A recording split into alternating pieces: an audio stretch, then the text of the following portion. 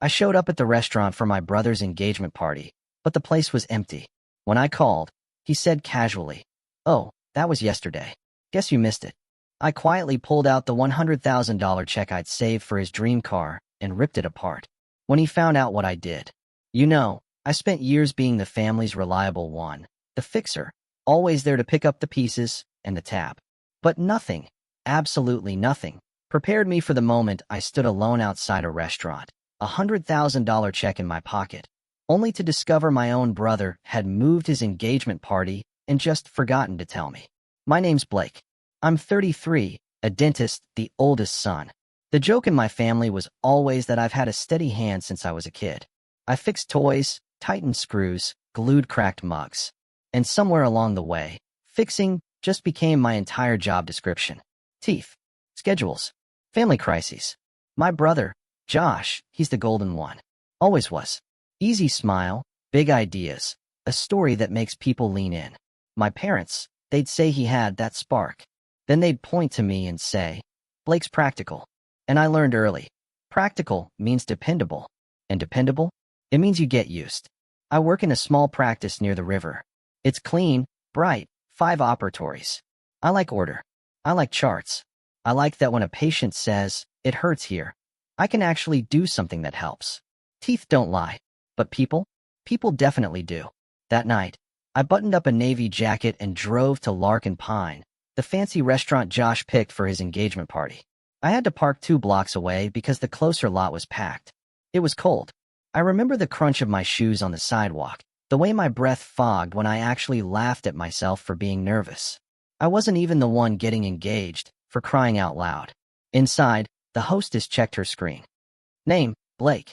Party for Josh and Mia. She scrolled. She frowned. We had a private room for that party, yesterday. My thumb rubbed the edge of my phone. Yesterday? There's one tonight. I insisted, my voice tight. Engagement party. She just shook her head. I'm sorry. Nothing tonight. The room suddenly felt deafening. Plates, glasses, forks clinking. I stepped aside, my heart doing this weird flutter kick thing, and called Josh. He answered on the 3rd ring, voice bright as sunshine. Blake. Hey, I said, trying to sound normal. I'm at Larkin Pine.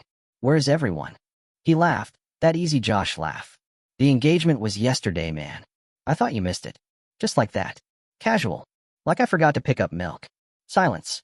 I stared at a pyramid of lemons at the bar, willing them to explode. You moved it, I said, a flat statement. We didn't move anything, he corrected, still breezy. We just, it worked better for people. You should have checked the chat. I did check the chat. Must have scrolled past it, he chirped. Anyway, don't be mad. We'll do something with you later. The hostess looked at me then, with that soft pity people get when they see someone alone at a table set for 10. I just nodded, ended the call. Standing there, listening to 2 champagne flutes clink loudly at a nearby table. Would you like a seat at the bar? The hostess asked, her voice gentle. Actually, I said, hearing my own voice flatten out, I think I'm good. I walked back outside, into the cold. My hands felt stupidly empty. But they weren't. I had a card in my jacket pocket, and inside that card was something I'd spent weeks debating, something that took one long, agonizing afternoon at the bank arranging. I kept walking. Josh and I grew up in a small house with thin walls and even louder opinions. If we both brought home A's, my mom would beam. Josh, you're brilliant. Then she'd turn to me and say, Blake, you're consistent. Dad meant well, but his love language was unsolicited advice. Son, he'd tell me, stabilize first, then shine. Josh never stabilized. He just shined. And somehow, that was always fine. At 15, I was working weekends at a hardware store. Josh, he tried soccer, then guitar, then YouTube, then networking, which mostly meant hanging out with older guys who let him drink beer. I saved for college. He saved for a weekend in Miami. Dentistry made sense to me. I liked that precision got you somewhere. I liked that there were steps, materials, outcomes. I took loans. I took notes. I took call shifts for older dentists who wanted their Saturdays back. I bought used textbooks and a secondhand curing light just to practice. If there's a picture of me in school, it's me in a cramped simulation lab, holding a rotary file, smiling like someone who finally found the right room. Meanwhile, Josh always needed a temporary boost. Then another. Then another. It started small. $160 for a concert ticket. $200 for a course he swore would change his life. He'd say, "I'll pay you back Friday." Friday became next month. Next month became an apology delivered with a winning grin. I let it slide because that's what reliable brothers do, right? You tell yourself you're helping someone climb. When I opened my practice at 30, the ribbon cutting was on a gray Tuesday. I texted the address, the time, a photo of the new sign. Mom replied, "So proud of both my boys." Josh replied, "Can't get out of something." Rain check. Dad didn't reply at all. I thought it would sting more than it did. Patients came. My hygienist brought cupcakes. The landlord brought a plant. I filled cavities and signed forms and called labs and paid invoices and drank too much coffee. Stability. It was finally mine. Then Josh met Mia. She's nice. Kind eyes, a steady job, a way of standing like she's used to bracing for disappointment. And with Mia, Josh turned brilliant again. Weekend trips, photos by the water, long captions about building. He told me he was proposing. "Congratulations," I said. "You think I should go Cartier?" he asked. "Buy what you can afford," I told him. He just laughed like I was doing stand-up. Then, the money started hovering. Like a drone. "Venue deposits are crazy," Mom sighed on the phone. "Mia's parents can't do much." "You know how it is," Dad added. "Josh has momentum. Momentum needs support. Support me." The numbers piled up like sticky notes on my desk. $1,200 to clear a credit card before it hit collections. $3,400 because his car needed tires, all at once. $500 because a hotel wanted payment at check-in, and Josh thought it was pay at checkout. "I'll get it back to you by the 10th, he'd promise. The 10th would pass quietly. I'd resent the number.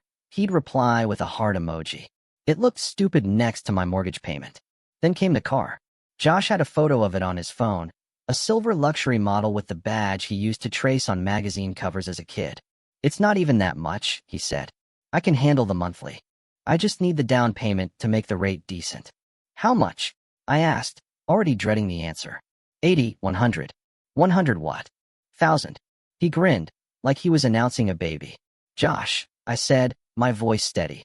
"That's not down payment money. That's buy a house money." He scoffed. "Come on. Mia deserves to be driven to our wedding in something nice. So rent a nice car for a day." He rolled his eyes. "You don't get it. This is about the image." He actually said that. The image. That week, Mom called 3 times and texted 11. "You know your brother?" she'd say. "He dreams big." Dad called once and said, "Families invest in each other." When I didn't immediately agree, he added, "Don't be small about this." Small. The word sat in my gut like a swallowed coin. I kept working. Crowns, root canals, a chipped lateral on a teenager who lied about biting into a fork. At night, I'd lie on my couch, staring at the ceiling fan, having the same argument with myself.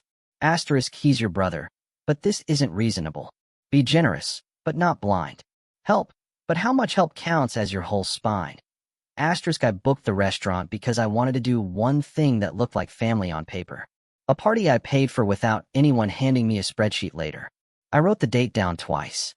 I called to confirm. I even picked the cheaper menu so no one could make a dig about me showing off. But I also went to the bank. I printed a cashier's check for $100,000 made out to Josh.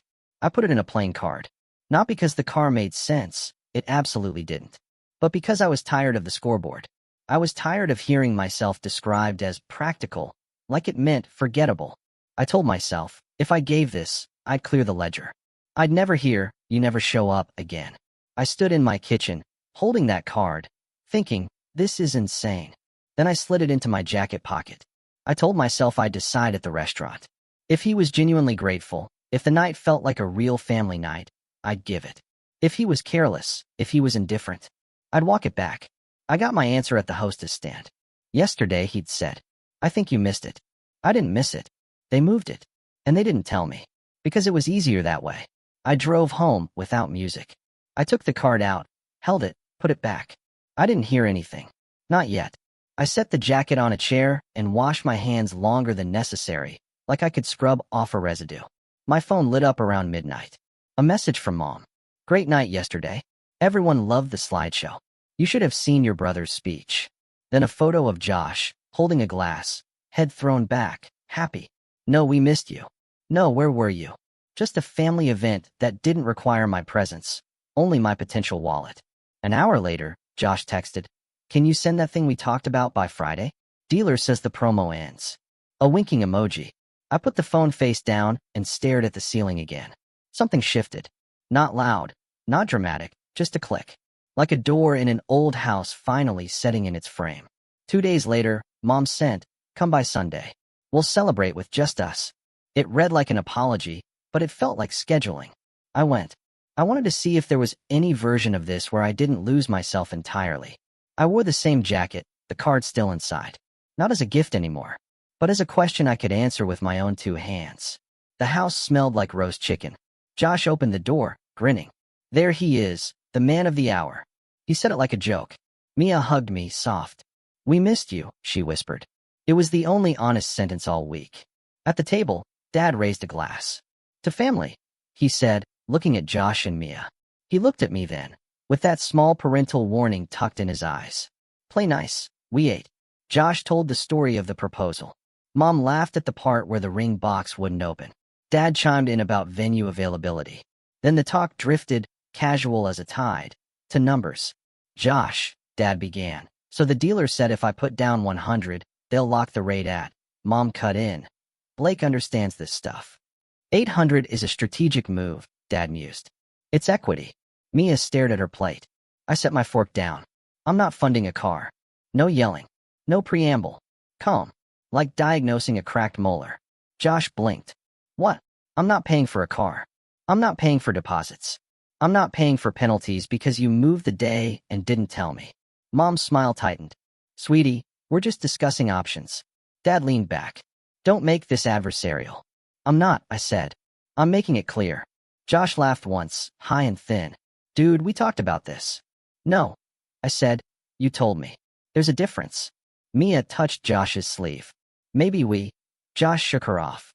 "Blake, stop being self-righteous. You can afford it. You're—" He gestured vaguely at me. "Comfortable." "I am," I said. "And I worked for that. I skipped vacations and slept in call rooms and did Sunday cleanings for cash patients and wrote checks when you said Friday. I'm not doing it anymore."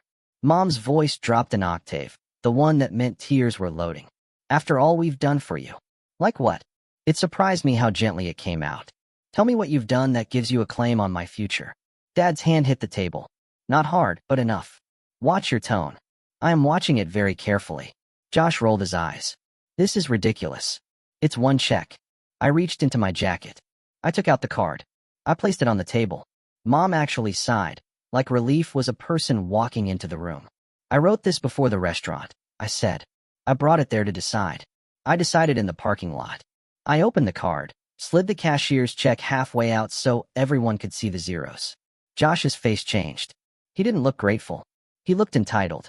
He looked like someone spotting a package with his name on it that had been delayed by weather. "Give it," he said, hand out. Mia whispered, "Josh." I tore the check. Straight down the middle. The sound was small and loud at the same time. I tore it again, and again, slow enough that my own heart could keep up. "Blake!" Mom gasped. Dad stared, stunned. Josh's chair scraped back. "What is wrong with you?" I breathed in and out slow. My hands didn't shake. "This isn't about revenge," I said. "This is about closure." He laughed, but it cracked. "Closure? You owe me." I looked at him the way I look at a patient who insists sugar doesn't cause decay. "I don't owe you cars. I don't owe you deposits. I don't owe you the version of me that pays to be invited to things." Mom's voice trembled. "Family helps." "Family includes me," I said. "It hasn't for a long time." No one spoke. Somewhere in the hallway, a clock clicked each second like it wanted to be counted. I stood. "Congratulations," I said to Mia. "I mean that." I turned to Josh. "Good luck." I turned to my parents. "I'll be in touch when I'm ready to be treated like a person."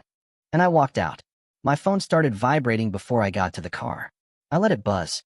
I sat behind the wheel, stared at the steering column, and let my chest rise and fall until my hands were as steady as the day I held my first mirror and probe. I drove home with the radio off. The next morning, my phone showed 22 missed calls, 37 texts, and 3 voicemails marked urgent. The family group chat had its usual mix of guilt and fireworks. Asterisk mom, we need to talk. Dad, your behavior was unacceptable. Josh, you embarrassed me in front of Mia. Mia, can we please speak privately? Asterisk I didn't answer right away. Not to be dramatic, but to choose. I went to the office, unlocked the door, flipped on the lights, started the autoclaves. I checked the schedule. 8 patients. A cracked molar. 2 periodic exams. 1 crown seat. 1 emergency swelling. Real problems with real steps. At 9:12, between patients, Josh called again. I stepped into my private office and answered. His first words, "You're out of your mind." "I'm working," I said. "You think tearing up a check makes you noble? You think it teaches me a lesson? You made Mom cry." "I didn't make anyone cry," I said. "People choose what to feel. You're seriously going to abandon your only brother over a car?" "I'm not abandoning you," I said. "I'm stepping out of the role where I fund your image." He scoffed. "You loved being the hero. Don't pretend you didn't." "I loved helping when it made sense." I looked at the clock. "I have a patient in 2 minutes." "Send another check," he said, not missing a beat. "It's not that deep." I hung up. By noon, Mom arrived at the office. No text, no heads up. She came straight through the door during a lull, eyes glossy, coat clutched like a shield. "Blake," she said, too loud for the waiting room. "We're family." I glanced at my receptionist, who gave me the small, "I can stall the next patient" nod. I walked Mom back to the consult room. She didn't sit. "You humiliated us. You had an engagement party without me and told me after I arrived," I said. "That hurt. We thought the other day worked better for everyone." Everyone is a slippery word," I said. She bristled. "You have always been so literal." "I'm a dentist," I said. "Literal is how people keep their teeth." She exhaled. "Your father says you're punishing Josh for being different." "I'm not punishing him. I'm declining to sponsor his lifestyle." Her chin lifted. "We helped you. We paid for, you didn't pay for school," I said calmly. "I took loans. I worked. You gave me a bed and paid a light bill when I was a kid. That was parenting. This," I gestured between us, "is extortion with manners." Her mouth opened, then closed. "You've changed. I've grown up." She stared at the floor. "What am I supposed to tell the family? That I love you? That I'll see you when we can be in the same room without someone presenting me with an invoice?" I paused. "And that I'm happy for Josh and Mia, genuinely. But I'm not an ATM." She pressed her lips together so hard they went white. For a second, I saw past the drama to the tired woman under it. Then she put her coat back on like armor. "This is sad," she said. "You'll regret this." "I regret other things," I said. "This, I can live with." She left without saying goodbye to my receptionist. I went back to work. The next week, small things became symbols. I set my phone to do not disturb after 8 p.m. I unpinned the family chat. I started taking a run before work every other day. Nothing heroic, just 20 minutes without anyone's noise. I cooked actual meals instead of eating cereal standing over the sink. I repaired a wobbly shelf in my hallway and laughed, because of course I did. Josh tried other angles. "Think about the optics," he texted. "Think about Mia," he added later. Then, "Fine, forget the car. Can you at least cover the photographer? It's only $7K. When silence didn't bend me, he sent, "Wow, cool." Then, "You always thought you were better than me." Then, "I forgive you." Then, "We're done." I didn't respond to any of it. I sent Mia a single message. "I wish you well. My choice isn't about you." She replied with a heart emoji and, after a long pause, "I understand." Dad waited 10 days before he called. We spoke on a Thursday while I was parked outside a supplier's warehouse. "Son," he said, "this is a lot." "It doesn't have to be," I said. "I raised you to be generous." "You raised me to be responsible," I countered. "Generous came for me." He was quiet so long I thought the call dropped. "I don't like how you did it. I don't like being left out of a major event and then handed a bill." "You're twisting it," he said, but less certain. "I'm not," I stated. "I'm finally saying it straight." He cleared his throat. "We need to find a middle ground." "The middle was 10 years ago," I said. "You told me to stabilize." "I did. Now I'm keeping what I stabilized." He exhaled. "Your mother can't sleep." "She'll be okay," I said. "She's tougher than she thinks." He didn't like that. "You sound different." "I am," I said. "I'm done buying a seat at my own family table." After we hung up, I sat there, car off, and watched a forklift move pallets. The simple rhythm calmed me. Lift, Pivot, set. A process. I respected processes. On Sunday, I didn't go to dinner. I got 3 photos of everyone around the table. 2 empty chairs photoshopped out. The captions were vague quotes about forgiveness. I turned off the screen and folded laundry instead. There is something deeply peaceful about stacking clean shirts when your brain used to spin like a fan. 2 weeks later, Mia called. I want to say something, she said. You don't have to respond. Okay. I didn't know about the restaurant change until the day of, she said. I told them to tell you. I'm sorry they didn't. I also told Josh the car was a terrible idea. Thank you, I said. I'm not asking you for anything, she added quickly. I just needed you to know I'm not blind. I appreciate it, I said. Truly. She hesitated. He's furious about the check. I know, I said. She stopped. It doesn't matter. It does, I said gently. He said you used it to control him, she whispered. But he was counting on it to control you. I sat with that. That's very honest, I said. I'm trying to be different than what I grew up with, she said. I want to be fair. I hope you both have a good life, I said. That's not sarcasm. I know, she said. Goodbye, Blake. After that, the pace of the messages slowed. People learned I wasn't answering. Pressure doesn't enjoy rooms with no echo. Instead, other sounds filled my days. The suction hiss, the ultrasonic scalar's whine, the small thank you when a patient stands up and realizes the pain is gone. I added a plant to the front desk. I replaced a flickering light. I scheduled the vacation I'd been postponing for 3 years, 3 days by a lake.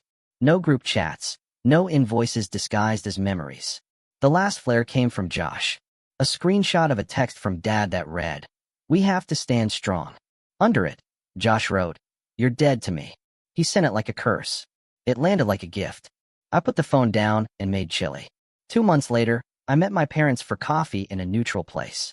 A small shop with a chalkboard menu and a bell that chimed when the door opened. I was early. They were late. That felt familiar, and somehow fine. Mom started with a sigh.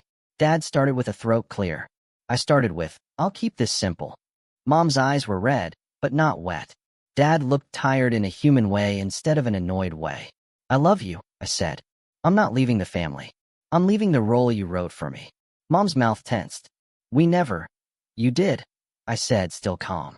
"Maybe you didn't mean to write it, but it's the only part you ever handed me. I'm not playing it anymore." Dad rubbed a thumb over his coffee lid. "What does this look like?" "It looks like boundaries," I said. "No money, no surprise bills. If I choose to give a gift, it will be my choice. If you plan an event and you want me there, you tell me the actual date. If I say no to something, that's the answer." Mom swallowed. "And your brother?" "I wish him well," I said. "I won't finance him." They were both quiet. Outside, someone laughed. A dog barked. Mom spoke first, small. "We thought you didn't need anything," she said. "You always handled things." "That's not a reason to handle me," I said. Dad nodded once, like it hurt. "We were proud of you," he said. "We didn't say it right." "You can start now," I said. And it wasn't a demand. It was an open door. He looked at me. "We are proud," he said. It wasn't a speech. It was a sentence. We left with no hug, because that felt like a performance. We left with something better, a draft of new rules. Back at the office, I hung a new photo in the hallway. Nothing big, just my team at lunch. Someone mid-laugh, a smear of salsa on a paper napkin. It looked like people who showed up for each other without a ledger. That night, I cooked the rest of the chili and watched the ceiling fan, and felt that light, rare quiet you get when you finally tell the truth out loud and let it sit. The phone buzzed once, an appointment reminder for a patient, not a demand. I set it face down and rinsed the pot. I don't know what Josh will do. Maybe he'll figure it out. Maybe he won't. Mia sent one message on their wedding day, a photo of her bouquet and 2 words, "We did." I hearted it and put the phone away. Here's what I do know. I don't owe anyone a luxury car, an image, or an apology for not buying my way into rooms. I don't owe explanations for being steady. I don't owe the role of fixer anymore. I owe myself a life where my yes means yes and my no means no. I owe myself the kind of peace you feel when a patient says, "It doesn't hurt anymore." And you realize you've finally said that to your own life. I won't be dramatic about it. I won't do long speeches at holidays. I'll show up when dates are real. I'll bring a cake I actually want to eat. I'll pay my own share and nothing more, unless I choose to give. I'm not interested in revenge. I'm interested in closure and boundaries. In being the person who stabilizes then shines, not because someone told me to, but because I decided to. My name is Blake. I'm 33. I fix things for a living. And I'm done letting people break me to give themselves a story. I'm building a quieter one of my own.